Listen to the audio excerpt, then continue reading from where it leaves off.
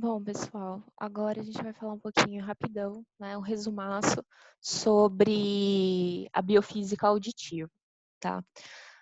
De acordo com a lei de conservação de energia, a energia ela não pode ser criada e ela não pode ser destruída, ela só pode ser transformada. E esse é o princípio da nossa biofísica auditiva, esse é o princípio de como a gente ouve, certo?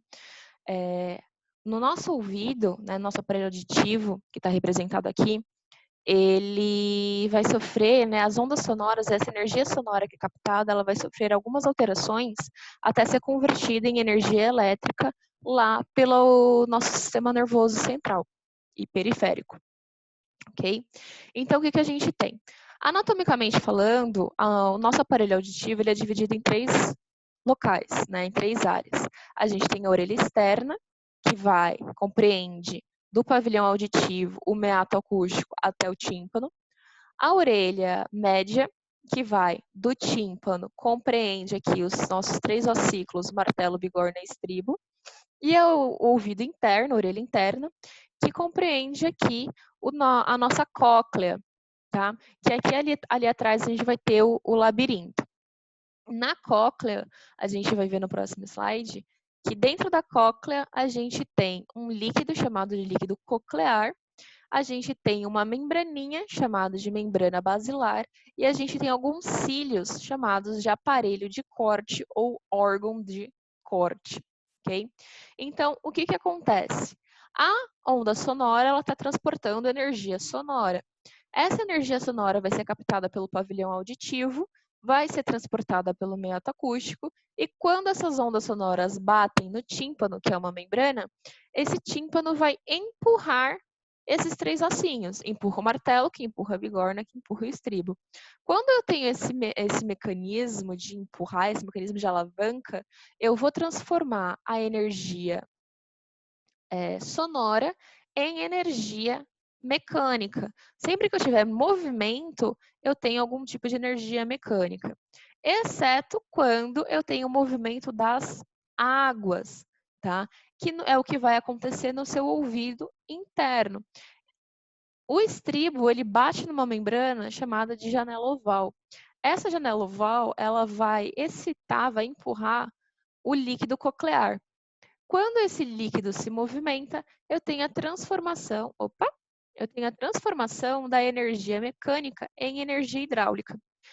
A movimentação desse líquido vai estimular a minha membrana basilar e os meus cílios de corte, que estão ligados com o seu nervo auditivo e ele vai excitar esse nervo auditivo que vai transformar essa energia hidráulica em energia elétrica através da nossa sinapse, tá?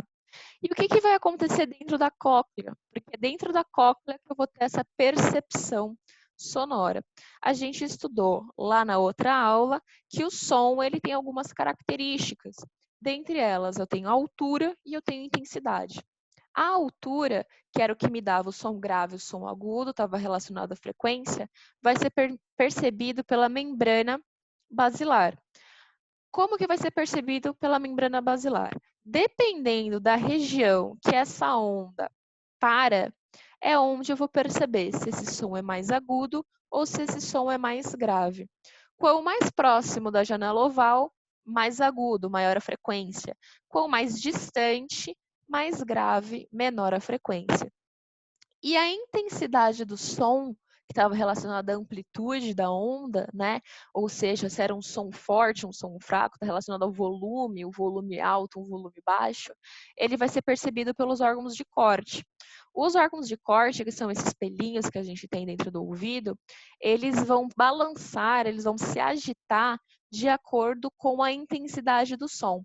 Quanto mais intenso for esse som, mais esses cílios vão se agitar. Com menos intenso for o som, menos esses cílios vão se agitar. Então, dependendo da região da membrana e da agitação dos seus cílios de corte, eu consigo determinar se esse som é grave e agudo ou se esse som é forte ou fraco. Beleza, galera? É isso aí.